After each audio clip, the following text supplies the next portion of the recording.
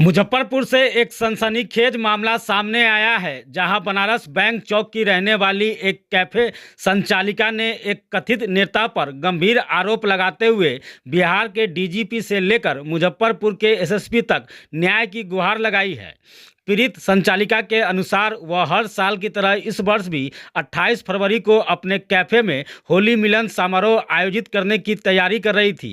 इसी दौरान एक स्थानीय कथित नेता ने अपने सहयोगियों के साथ कैफे पर पहुंचकर कार्यक्रम को रोकने की धमकी दी। आरोप है कि नेता ने कहा कि तुम गैर हिंदू हो, अगर कार्यक्रम करना है तो 1 लाख रुपए देने होंगे।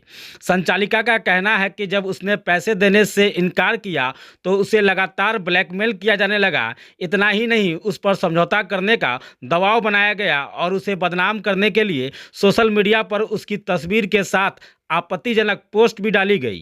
पीड़िता ने बताया कि इस घटना से वह और उसका पूरा परिवार दहशत में है। इस मामले में उसने स्थानीय थाने में एफआईआर के लिए आवेदन दिया, लेकिन अब तक कोई कार्रवाई नहीं हुई।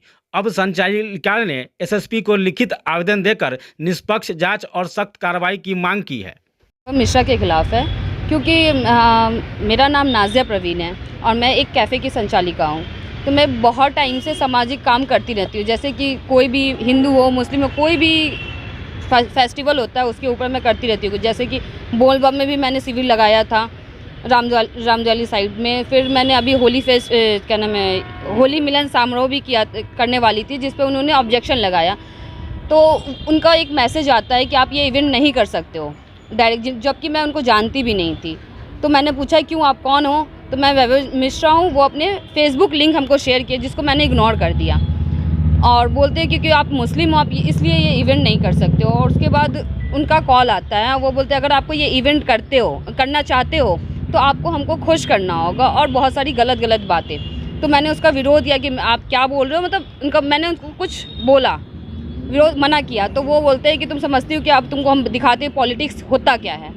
तो वो कुछ ही देर के बाद मेरे कैफ़े में 3-4 लोग के साथ आते हैं और बोलते हैं कि 1 लाख रुपया दो, नहीं तो तुमको हम बताएंगे होता है तुम्हारे और तुम्हारे फैमिली के लिए हम को बदनाम कर देंगे और जान से मार देंगे। तो जिस पर मैं वो विरोध करती हूँ। तो वो कुछ दिनों से मेरे को पता भी नहीं था कि मेरे पोस्टर का यूज़ हो रहा है, मेरे फ़ोटो का यूज़ हो रहा है। वो अपने व्हाट्सएप पे, फेसबुक पे गलत चीज़ें अपलोड कर रहे थे, जिसमें मेरा इज़्ज़त और मेरे बिज़नेस के प्रति था बहुत गलत बातें। अगर ये सारी चीज़ें, अगर मेरे बिज़नेस में कुछ गलत है, 1 साल 1.5 साल से अगर मैं गलत कर रही हूँ, तो जब 1.5 साल से जो लोग आ रहे हैं हमारे पास, वो आज तक वो स्टैंड नहीं लिए वो सारी चीज़ों के लिए।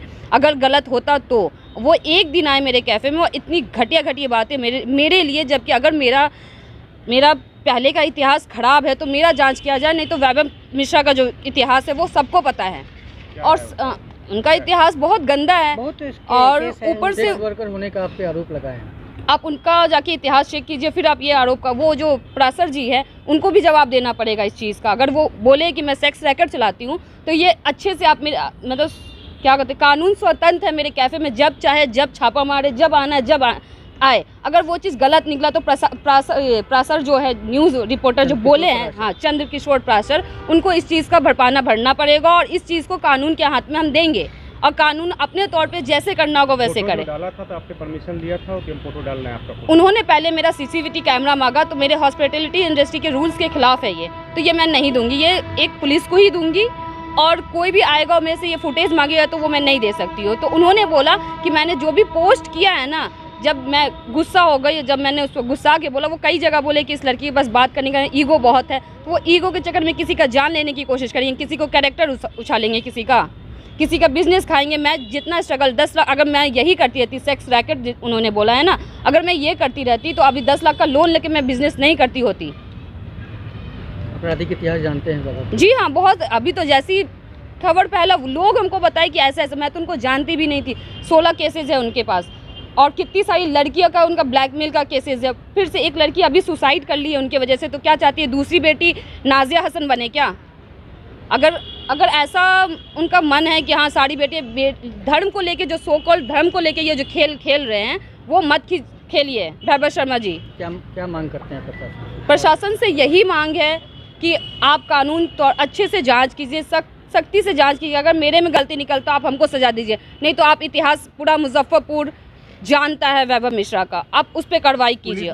शिकायत की है? जी हाँ, अभी मैंने ये प्रशासन अध्यक्ष को भी शिकायत किया है और डीजीपी सर को भी किया है। उन्होंने बोला है कि एक्शन लेंगे। मिठनपुरा में भी आवेदन दिया? जी हाँ, मिठनपुरा में भी दिया है, एसएसपी सर को भी दिया है, एसपी सर को भी भेजा है, सब कुछ किया है। कार्रवाई चाहती हैं? जी हम कार्रवाई चाहते हैं। एफआईआर नहीं हुआ है। कितना दहशतमय घटना को लेकर आते हैं? अरे हर जगह मेरे फेसबुक पे, मेरे इंस्टा पे हमको कमेंट आ रहा है, धमकी का आ रहा है, कॉल इतना सारा आ रहा है। मेरा 2 दिन मेंटल स्टेट खराब हो गया था। मैं जैसी दिख रही हूँ ऐसी नहीं हूँ मैं। तनाव में है कहीं? हाँ कहीं बहुत, मैं धमकी आ रहा है। वो डायरेक्ट बोले कि तुम्हारा इज्जत और तुम्हारी फैमिली का इज्जत हम बदनाम तुमको करके दिखाते हैं और तुम्हारी फैमिली को हम मार के दिखाते हैं। मेरा नाम नाजिया प्रवीण है।